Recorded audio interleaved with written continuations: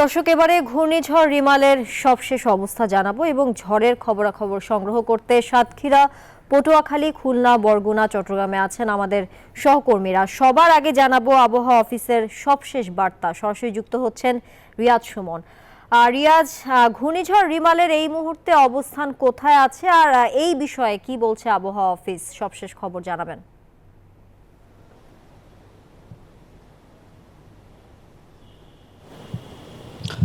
ধন্যবাদ তানিয়া।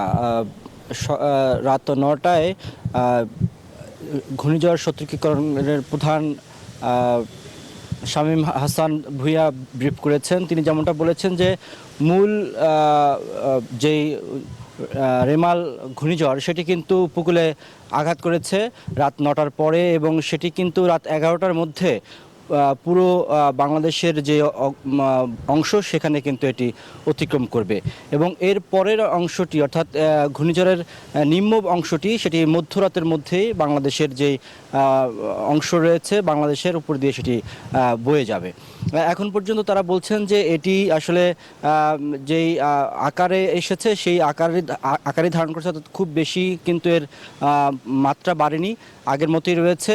তবে এটি মধ্যরাত পর্যন্ত কিন্তু এভাবে চলবে। দুর্যোগ ত্রাণ প্রতিমন্ত্রী মুহিবুর রহমান তিনি এই আবহাওয়া অফিসে এসেছেন, তিনিও কিন্তু একটি ব্রিফ করেছেন এবং তিনি জানিয়েছেন যে তাদের সব ধরনের প্রস্তুতি রয়েছে এই দুর্যোগ প্রবণ এলাকাগুলোর মানুষকে রক্ষা করার জন্য। ইতিমধ্যে ৯,০০০ আশ্রয়কেন্দ্রে প্রায় ৮ লক্ষের বেশি মানুষকে তারা আশ্রয়কেন্দ্রে নিয়ে এসেছেন এবং সব ধরনের প্রস্তুতি রয়েছে। শুকনো খাবার, বিশুদ্ধ পানি, স্যালাইন থেকে শুরু করে মানুষকে নিরাপদ রাখার জন্য সব ধরনের প্রস্তুতি কিন্তু তারা গ্রহণ করেছেন। সেই সাথে তিনি বলেছেন যে ইতিমধ্যে তাদের সবশেষ খবরে পাওয়া পর্যন্ত তাদের কাছে খবর এসেছে যে ২ জন মারা গিয়েছেন এই উপকূল অঞ্চলে এবং তিনি বলেছেন যে এই উপকূলের মানুষগুলোকে নিরাপদ রাখার জন্য সরকার, আইন শৃঙ্খলা রক্ষাকারী বাহিনী, ফায়ার সার্ভিস থেকে শুরু করে মন্ত্রণালয়ের কর্মকর্তা সবাই কিন্তু প্রস্তুত রয়েছেন এটি যাতে কম সংখ্যক অর্থাৎ কম ক্ষতির মধ্য দিয়ে এই ঘূর্ণিঝড়টি মোকাবেলা করা যায় সে সম্পূর্ণ প্রস্তুতি সরকারের পক্ষ থেকে নেওয়া হয়েছে। মাননীয় প্রধানমন্ত্রী এই বিষয়টিকে সরাসরি নজরদারিতে রেখেছেন এবং তিনি নির্দেশনা দিয়েছেন যাতে করে এই উপকূল অঞ্চলের মানুষ নিরাপদ থাকে এবং এই ঘূর্ণিঝড়টিকে খুব সুন্দরভাবে কম ক্ষতির মধ্য দিয়ে মোকাবেলা করা যায়। তো এই ছিল আমার কাছে ঘূর্ণিঝড়ের সবশেষ তথ্য আবহাওয়া অফিস থেকে।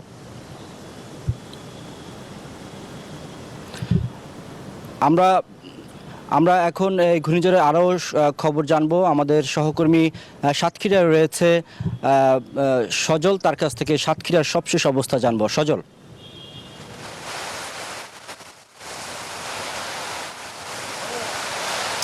রিয়াজ, আপনাকে ধন্যবাদ। আবহাওয়া অফিসের বার্তা অনুযায়ী আমি একদম তার বাস্তব রূপ অর্থাৎ সরেজমিন রূপ এই সাতক্ষীরায় থেকে এই মুহূর্তে অনুভব করছি। সন্ধ্যার পর থেকেই ঘূর্ণিঝড় রেমালের যে ভয়াবহতা কিংবা যে মাত্রা সেটি একটু একটু করে অনুভূত শুরু হয়, কিন্তু এই মুহূর্তে মনে হচ্ছে সর্বশক্তি নিয়ে আসলে আশ্রয় পড়েছে উপকূলে, বিশেষ করে সাতক্ষীরার এই অংশে প্রচণ্ড বাতাস এবং বৃষ্টির মাত্রাও বেড়েছে অনেক। রাত ৮টা পর্যন্ত বৃষ্টির যে মাত্রা ছিল তারপর থেকে ক্রমান্বয়ে বৃষ্টির মাত্রা বেড়েছে, সাথে সাথে বেড়েছে ঝোড়ো হাওয়ার যে মাত্রা সেটিও। একজন মৃত্যুর খবর আমরা পেয়েছি সাতক্ষীরার এই অংশে। সাতক্ষীরায় মৃত্যুর ঘটেছে একজন ৬৫ বছর বয়সী বৃদ্ধর, যিনি সন্ধ্যার পরে ঘূর্ণিঝড়ের যে আশ্রয় কেন্দ্র সেখানে যাওয়ার পথে স্ট্রোক করে মৃত্যুবরণ করেছেন। একটি দুঃখজনক ঘটনা। এর বাইরে আশ্রয় কেন্দ্রে যাওয়ার ক্ষেত্রে মানুষের যে অনীহার জায়গাটি সেটি মোটামুটি শেষ পর্যন্ত বহাল ছিল, যদিও একদম সন্ধ্যার পরে ৭টা ৮টার এই সময়টিতে এসে কিছু মানুষ যারা একেবারেই উপকূলবর্তী এলাকায়, একেবারেই দ্বীপ এলাকায় যারা ছিলেন তারা অনেকে আশ্রয় কেন্দ্রে যাওয়ার চেষ্টা করেছেন কিংবা অনেকে গেছেন, যদিও সেটি খুবই কম সংখ্যক মানুষ। উল্লেখযোগ্য সংখ্যক মানুষ তাদের বসতভিটা ছেড়ে আশ্রয় কেন্দ্রে যেতে চাননি কিংবা প্রশাসনও চেষ্টা করেছে। যেহেতু আবহাওয়া অফিসের বার্তায় আপনি বলছিলেন যে খুব বেশি শক্তি নিয়ে আঘাত হানার যে বিষয়টি সেটি যা ছিল আগে সেই ধরনের পরিস্থিতিতেই আঘাত এনেছে রিমাল। এই কারণে মোটামুটি খুব একটা সমস্যা অনেকে মনে করেননি, এই কারণে জাননি। যদিও কি পরিমাণ ক্ষতি হবে সেটি আসলে এখন বলা সম্ভব না, তার জন্য আমাদের আরও কিছুটা সময় অপেক্ষা করতে হবে, অন্তত কাল পর্যন্ত, যেহেতু আজকে সারা রাতে বৃষ্টির সম্ভাবনা রয়েছে। এবং আরেকটি বিষয়, জলোচ্ছ্বাসের যে বিষয়টি, যেহেতু আজকে জোয়ারের পানিতে 2 থেকে 5 ফুট পর্যন্ত পানি বৃদ্ধি পেয়েছিল, ভাটা চলছিল এবং আজকে রাত 8টা থেকে আবার নতুন করে জোয়ার শুরু হয়েছে, যেটি 11টার দিকে চরম পর্যায়ে পৌঁছাবে এবং তখন পানির উচ্চতা কতটা বৃদ্ধি পায় তার উপর আসলে নির্ভর করছে জলোচ্ছ্বাসের মাত্রা এবং এর ক্ষয়ক্ষতির পরিমাণ। এবং এখন পর্যন্ত এই সাতক্ষীরায় কোনো ধরনের বাঁধের যে ভাঙনের বিষয় সেটি এখন পর্যন্ত আমরা পাইনি, কিন্তু যেহেতু প্রত্যন্ত অনেক এলাকা রয়েছে সেই কারণে সব খবর আমাদের কাছে এই দুর্যোগপূর্ণ আবহাওয়ার মধ্যে এসে পৌঁছায়নি। আর হয়তো কালকে কিংবা আজকে গভীর রাতেও আমরা কিছু কিছু করে তথ্য পাবো। আমাদের সহকর্মী শিকদার জুবায়ের এই মুহূর্তে রয়েছেন পটুয়াখালীতে, তার কাছে জানবো সেখানকার খবর।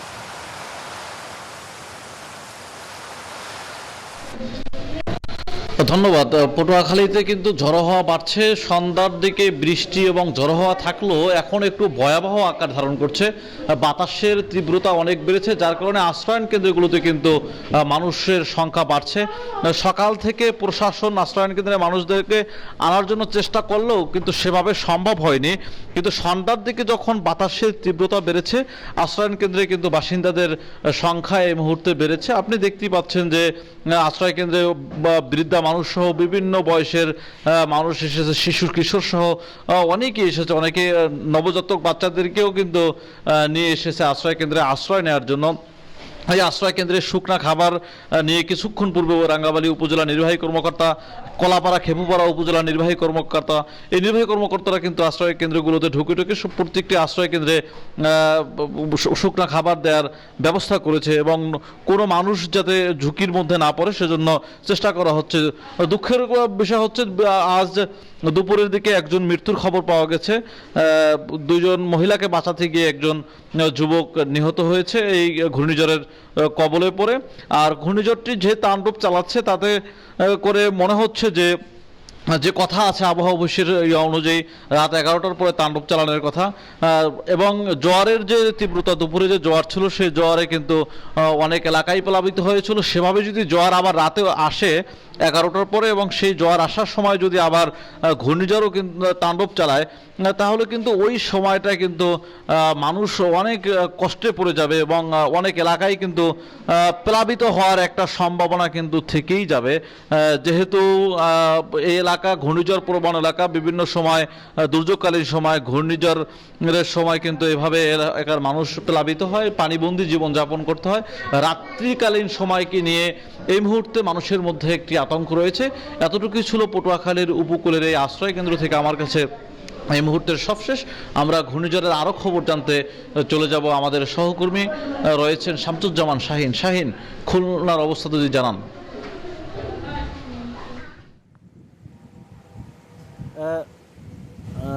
ধন্যবাদ আপনাকে। আপনি যেমন পটুয়াখালীর চিত্র তুলে ধরেছিলেন, খুলনার উপকূল যে 6টি উপজেলা আছে সেখানেও কিন্তু একই চিত্র। অর্থাৎ আমরা সন্ধ্যার আগ পর্যন্ত কয়েকটি আশ্রয় কেন্দ্রে আমরা গিয়েছিলাম, সেখানে কিন্তু উল্লেখযোগ্য লোক আমরা দেখতে পাইনি। বৃদ্ধ হাতে গোনা কয়েকজন মানুষকে সেখানে আশ্রয় নিতে দেখেছি। আপনি জানেন যে উপকূলের 51 কিলোমিটার অর্থাৎ খুলনা, বাগেরহাট এবং সাতক্ষীরার 51 কিলোমিটার বেড়িবাঁধ অত্যন্ত ঝুঁকির মধ্যে আছে।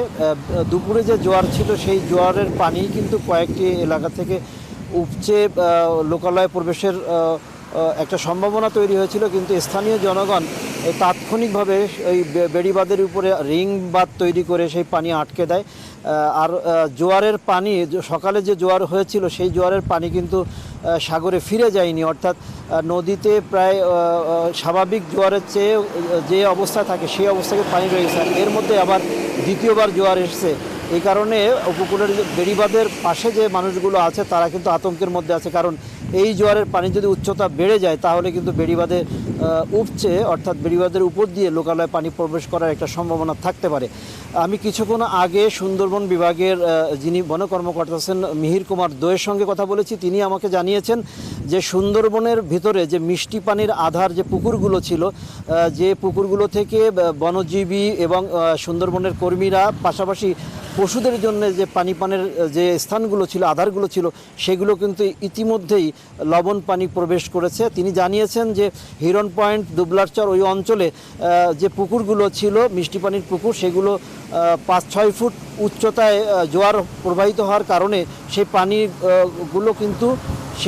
পানিগুলো কিন্তু নষ্ট হয়ে গেছে। অর্থাৎ আগামীতে পশুর যে সুপেয় পানি সেটি কিন্তু সংকট দেখা দিতে পারে।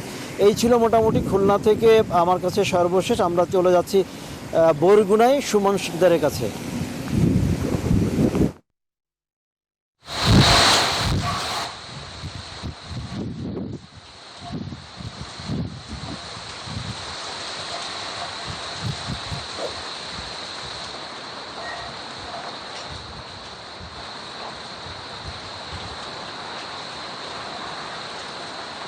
ধন্যবাদ আপনাকে।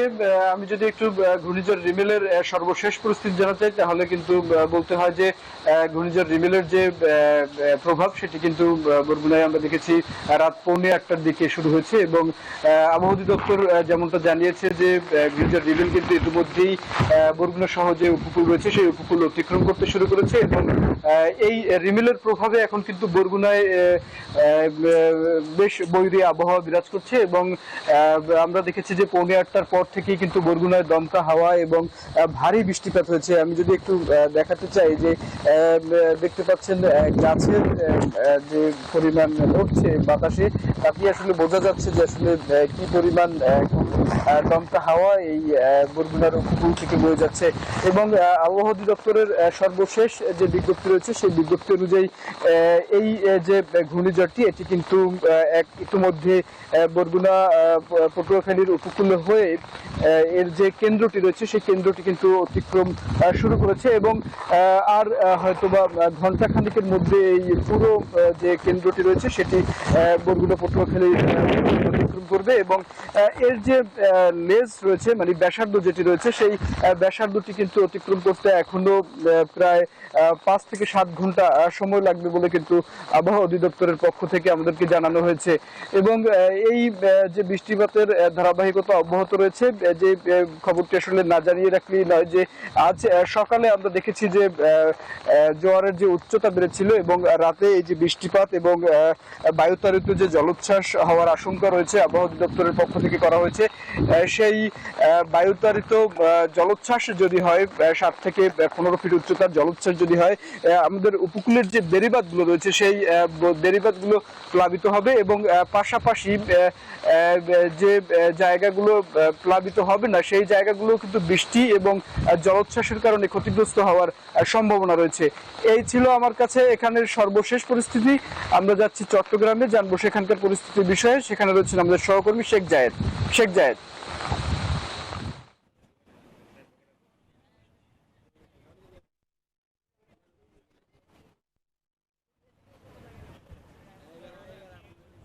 ধন্যবাদ সুমন শিকদার। চট্টগ্রামে এই মুহূর্তে আসলে ভাটা শেষের পর এখন আবার জোয়ার শুরু হবে মনে হচ্ছে, এবং বাতাস আছে, সমুদ্রে গর্জন আছে প্রচণ্ড রকম।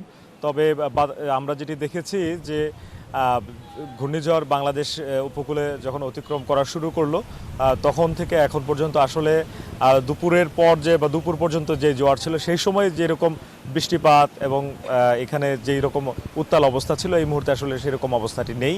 এবং হয়তোবা এই জোয়ার যদি কিছুক্ষণের মধ্যে পুরো দমে চলে আসে এবং এই বাতাসের গতিবেগও যদি থাকে, তখন জলোচ্ছ্বাসের কথা যেটি বলা হচ্ছে কিংবা অনেক উঁচু হয়ে পানি আছড়ে পড়ার বিষয় যেটি বলা হচ্ছে সেটি ঘটতে পারে। চট্টগ্রাম বন্দর থেকে আপনি জানেন যে জাহাজগুলো সব সরিয়ে নেওয়া হয়েছে যেটি থেকে, এবং বন্দরে কিন্তু 4 নম্বর অ্যালার্ট এখনও জারি আছে। বন্দরের যত ইকুইপমেন্ট আছে সব নিরাপদে সরিয়ে নেওয়া হয়েছে। বঙ্গবন্ধু শেখ মুজিবুর রহমান টানেলে যান চলাচল বন্ধ করা হয়েছে সন্ধ্যা 6টা থেকে আগামীকাল ভোর 6টা পর্যন্ত বন্ধ রয়েছে। এছাড়া চট্টগ্রাম শহর এবং চট্টগ্রাম জেলায় কিন্তু বিভিন্ন রকম প্রস্তুতি প্রশাসনের পক্ষ থেকে নেওয়া হয়েছিল।